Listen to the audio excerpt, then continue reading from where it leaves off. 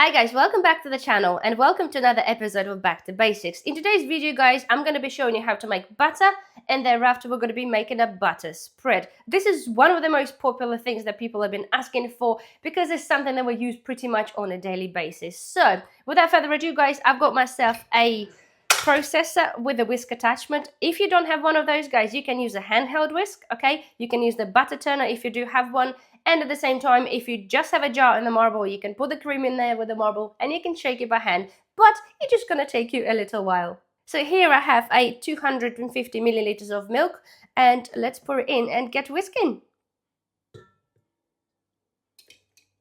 Make sure not to overfill the bowl because when the butter starts to separate, okay, it's going to be splattering just a little bit. So let's do it.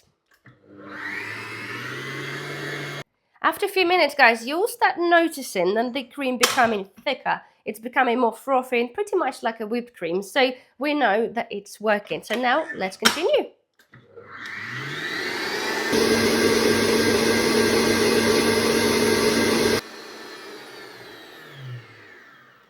So guys, we are on track now. You can see now, okay, it is now splitting into pretty much butter and water. All we literally have to do just to make sure that everything is totally separated so you have no sort of cream particles anywhere about.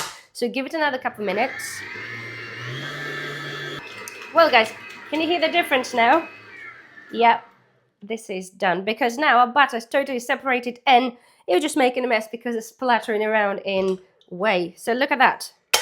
Okay, this is butter. Okay, this is absolutely amazing.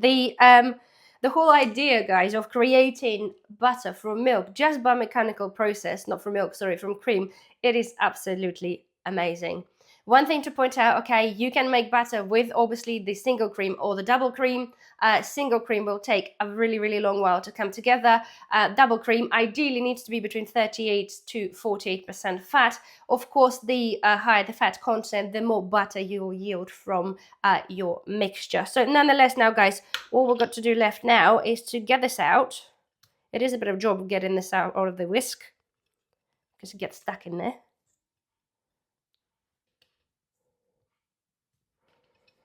Okay, so the butter is out.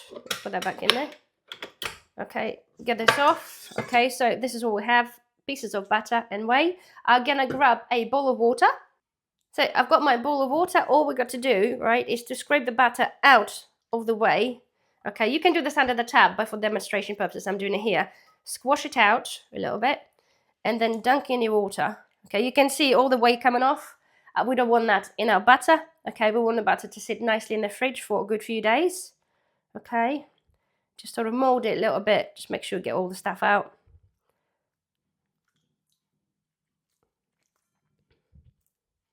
You can see just how amazing this is. It honestly, every time I make this, I just get amazed, and a really, really nice color as well.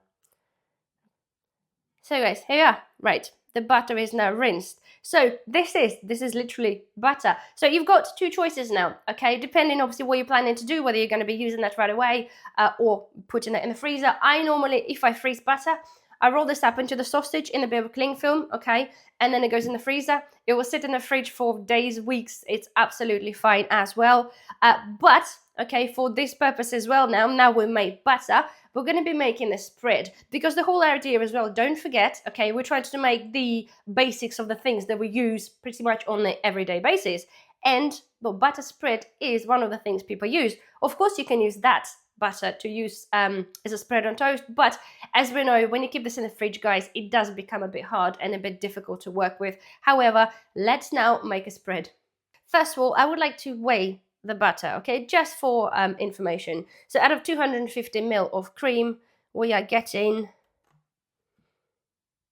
162 grams of butter, which I think is pretty good return. Just one more time to confirm, guys, the results will vary depending on the cream that you are using. So now, right, let's proceed to making our spread. Again, one of the reasons I'm doing this because I've looked, and I think I told you guys before, on the labels of the spreads, and to be fair, the results are not good. Again, the stuff that's added on to something that is as basic as that, it is absolutely out of order. So we're going to be making our own. So here goes our 162 grams of butter. I'm going to just put this in and spread this into the pieces. Okay. So generally in spreads, there is approximately 20 to 30% of oils. Of course, they normally add on the cheapest oils like seed oils, but guys, we're going to be using olive oil. You can use whatever oil you want really, but we're trying to be as healthy as possible and trying to create really sort of, not say nutritious butter, but we're just trying to make it as healthy as possible. So approximately we'll need 36 grams of olive oil. So I'll just put a glug in here. Don't forget you can add on a little bit more afterwards. This is the time now, guys, if you wanted to add on salt, okay, or any other flavorings if you're choosing to do so.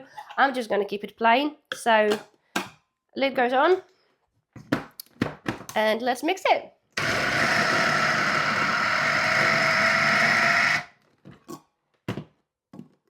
Okay, and it is literally as simple as that. It pretty much becomes like a heavy cream, if you wish. Very nice consistency. And it tastes better than anything you'll ever buy in the shop. So the next thing, okay, I've got a little container. It's a good idea, actually, if you wanted to, is to reuse the container from butters you used to buy, okay? So let's get this out. I'll scrape that afterwards. And look at that. Pretty cool, huh? I'm going to now just put it in my container.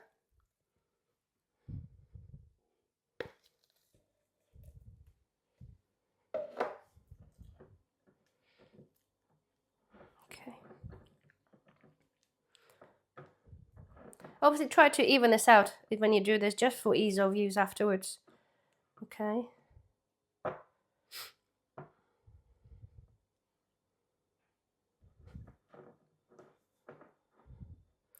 So there we are. Look at that. This is our spread. Of course, when you put this in the fridge, it will harden up a little bit, but the consistency should be absolutely spot on. So yes, guys, this is literally as simple as that. In terms of storage, okay, it's pretty much no different to the stuff that you buy.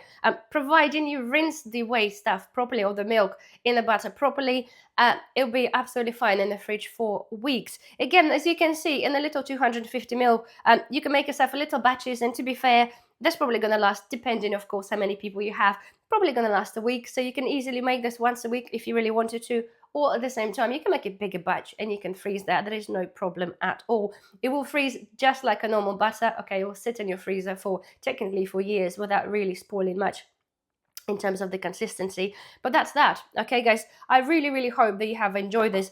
We can see we've already done a video, guys. We've gone from milk, making a cream, from cream making butter, and from butter we made a spread. I think it's just mind-blowing how easy it is to make things by just having proper ingredients. So anyway, guys, hopefully you have enjoyed this video. Please don't forget, thumbs up, subscribe if you haven't, and I shall see you in the next video. Bye bye.